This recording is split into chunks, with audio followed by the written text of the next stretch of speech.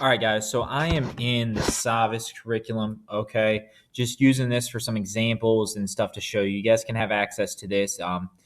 But for this is 2.2. So we're into 2.2. It's proving lines that are parallel. And so for this, we're kind of doing the opposite of what we just did. So what we just did is we knew that the lines were parallel, and we figured out what angles were congruent or supplementary. Now, what they're going to tell us is if um, if alternate interior angles are congruent, then we're going to have these parallel lines. Okay, so like let's say for alternate interior, these could be alternate interior. Okay, if we know those two angles are congruent, then we know that L is parallel to M. Okay, now that holds true for if corresponding angles. All right, so I'm over here now, corresponding angles. So we could have something like this angle and this angle.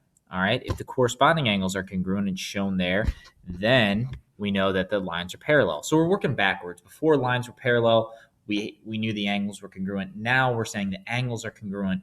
What lines are parallel? Okay, and for a problem like this, it's pretty straightforward, but we'll get into more where there's more transversals and everything, and it looks uglier. But for right now, I just want you to get the basics. So again, alternate exterior would be something like this. So if those two angles are congruent, L is parallel to M. And then if same side interior angles are supplementary. So let's say this angle is 50 degrees, this angle is 130 degrees, then hey, those two lines are parallel. All right. Now, if you notice, so let's go back, let's do alternate interior, okay? Alternate interior is right here. I'm talking about these two angles.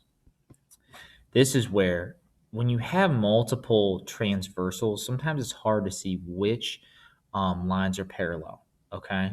And so in doing this, what I try and do is to locate the transversal first. All right, so find the vertex of the angle. So I'm going to do that. We'll find the vertex. We'll make it blue. The vertex is going to be blue here for both of those. Do you guys see how the vertex intersects the transversal at 2 points? Okay, so it hits the transversal at 2 points. So we have our transversal here. All right, the blue dots hit that at 2 points. So that's how I find our transversal. Okay, you find the vertex of the angle. Whatever line hits both of the vertices, that's your transversal. Now, the other lines are going to be your parallel lines. So it hits those two vertices, hit the transversal twice. L and M only intersect one of the vertexes of those angles. So that's how I kind of find that.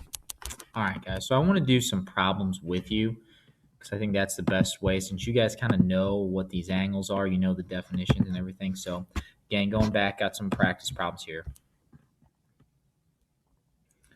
So for this, okay, it says use the diagram. If 1 is congruent to 7, what theorem can you use to show that M is parallel to N? Okay, so it tells you that 1 is congruent to 7. So over here, 1, 7. Hopefully we see that those are on the outside, okay? And this is where if I use the whole vertex trick, K is going to be the transversal, all right? I know that M is going to be parallel to N. Those are on the outside of M and N. They're on opposite sides of that transversal K. So it's going to be alternate exterior. So it's going to be C. All right.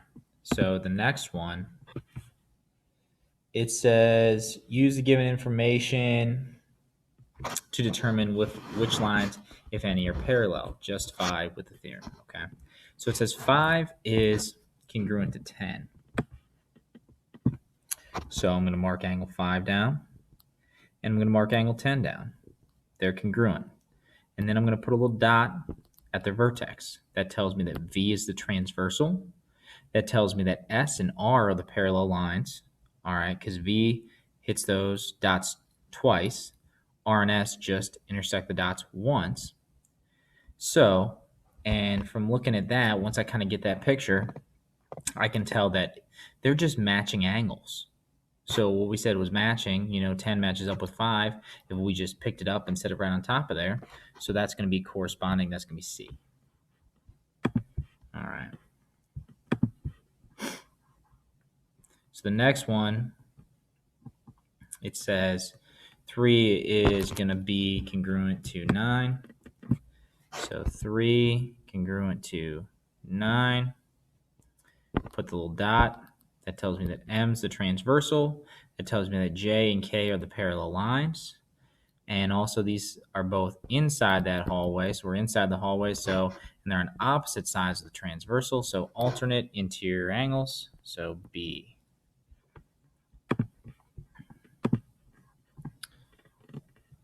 All right. So for this one, it says that 3 is supplementary to 6. That, if anything's supplementary, it's going to be a big clue that it's either not enough information because it's none of our 4 angle pairs, alternate interior, alternate exterior, corresponding, or same side interior. So it's either not going to be one of those 4 or it's going to be same side interior. So let's look. We have 3 and we have 6.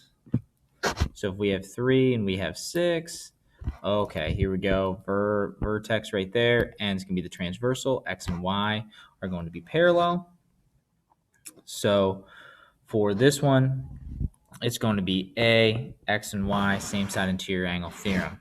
Now, if it was something like, hey, they told you 2 and 3, and they didn't tell you anything about 6, so I'm just kind of like reworking the problem here. So if instead they said, hey, angle 2 and angle 3 are supplementary, that would tell you nothing because you don't know anything about these 4 angles. You don't know anything about these 4 angles, okay? So just be aware of that.